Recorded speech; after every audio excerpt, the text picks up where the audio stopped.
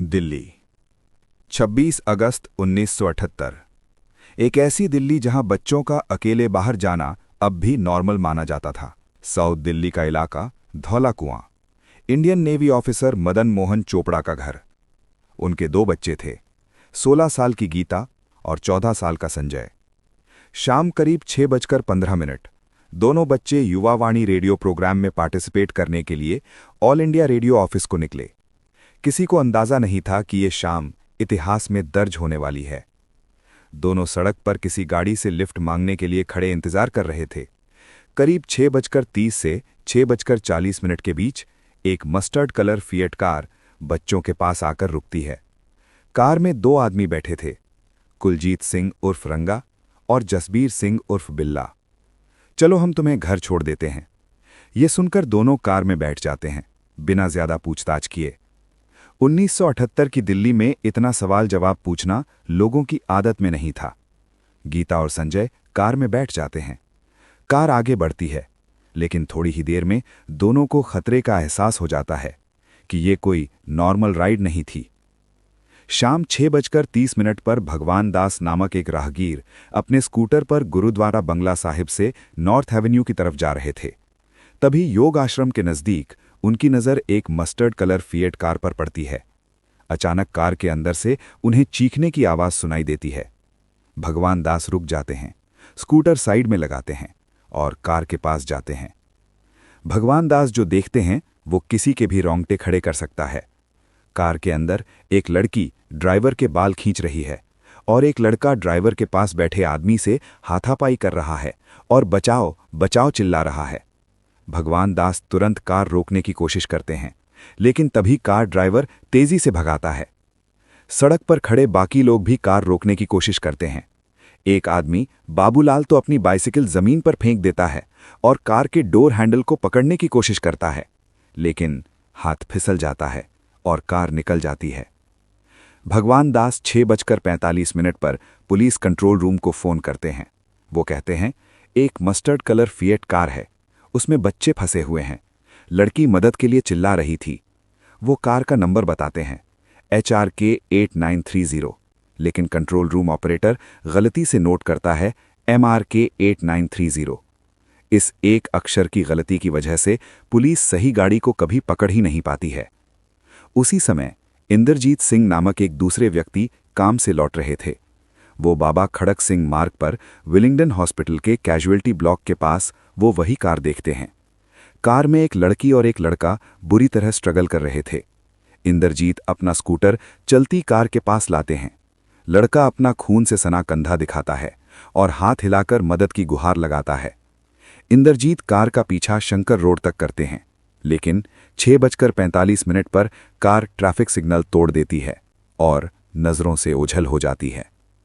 Indrajit car का number ध्यान से नोट कर चुके थे, HRK 8930। वो तुरंत राजेंद्र नगर पुलिस को रिपोर्ट करते हैं, लेकिन पुलिस का रिएक्शन सुस्त था। उन्हें लगा ये कॉग्निजेबल ऑफेंस है और उनके जुरिस्डिक्शन से बाहर। उन्हें मीरठ हाईकोर्ट से परमिशन चाहिए थी। वक्त यहीं हारने लगता है। रात 8 बजे पेरेंट्स रेडियो ऑन करते हैं, प्रोग्राम में अपने बच्चों की आवाज़ सुनने के लिए, लेकिन उस स्लॉट पर कोई और लड़की बोल रही थी। पेरेंट्स सोचते हैं शायद स्टेशन गलत लग गया हो या प्रोग्राम कैंसिल हो गया होगा। 8:45 पर पिता स्कूटर लेकर रेडियो ऑफिस पहुंचते हैं। वहां बच्चे नहीं मिलते। ऑफिस से जवाब मिलता है बच्चे आज आए ही नहीं। पिता घर फोन करते हैं, क्या बच्चे घर पहुंच गए? मां जवाब देती है नहीं। अब डर दोनों माता पिता के चेहरे पर साफ दिखाई देने लगता है। 10:15 किडनैपर्स बदली हुई नंबर की कार DHI 280 में विलिंगडन हॉस्पिटल, आज का राम मनोहर लोहिया अस्पताल पहुंचते हैं। बिल्ला के सिर पर गहरी चोट थी। डॉक्टर्स उसकी स्कल की स्कायोग्राफी यानी एक्सरे लेते हैं और वहीं उन दोनों में से किसी एक का फिंगरप्रिंट एक्सरे प्लेट पर अनजाने में छूट जाता है। एक ऐसी गलती जो बाद में कोर्ट में एक अहम सबूत साबित होता है। डॉक्टर्स से वो दोनों झूठ बोलते हैं कि उन्हें कुछ चोरों ने मारा है। ड्यूटी कांस्टेबल रणबीर सिंह उनका बयान दर्ज करता है।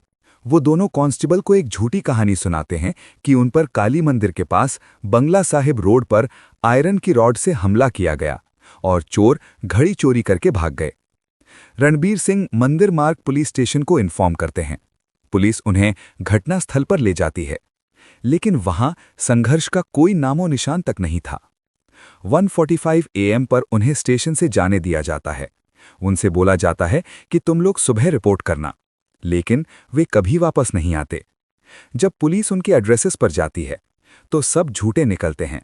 RTO इंक्वायरी में सच सामने आता है कि DHI 280 किसी कार का नंबर है ही नहीं, बल्कि एक स्कूटर का नंबर है। 2 दिन होने को थे। चोपड़ा परिवार का घर अब घर जैसा नहीं लग रहा था। फोन वहीं रखा था। हर घंटी पर दिल तेज धड़कता और हर खामोशी और ज्यादा भारी हो जाती। माँ बार बार दरवाजे की ओर देखती, शायद अभी आ जाएं। पिता रेडियो चालू करते, फिर बंद कर देते। युवावाणी अब सिर्फ एक नाम रह गया था।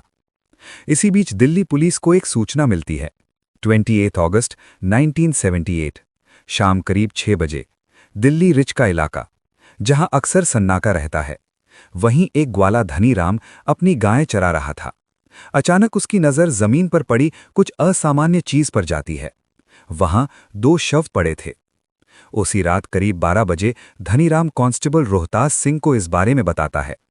सूचना तुरंत आगे भेजी जाती है। सब इंस्पेक्टर हरिचंद मौके पर पहुंचते हैं। पुलिस चोपड़ा परिवार को मौके पर बुलाती है। माँ बाप वहां पहुंचते हैं। उन्होंने शवों की पहचान की। वो उनके अपने बच्चे थे, गीता और संजय। माता पिता की सारी उम्मीदें अब खाक हो चुकी थीं। अगले दिन 29 अगस्त 1978 police surgeon doctor Bharat Singh द्वारा पोस्टमार्टम किया जाता है। शव काफी हद तक सड़ चुके थे। इसी वजह से लड़की के साथ यौन उत्पीड़न की पुष्टि करना संभव नहीं हो सका। डॉक्टर ने पाया लड़की के शरीर पर कई बार चाकू से वार किया गया था और उसका जबड़ा भी टूटा हुआ था। लड़के के शरीर पर भी चाकू के कई घाव थे। अब ये सिर्फ गुमशुदगी का मामला नहीं था, अब ये हत्या का मामला बन चुका था। दिल्ली पुलिस रंगा और बिल्ला के पीछे थी, लेकिन वो अब भी खुले में घूम रहे थे। 8 सितंबर 1978 की रात कालका मेल आगरा के पास जब यमुना नदी के पुल पर धीमी होती है, उसी पल 2 साय चलती ट्रेन में चढ़ते हैं।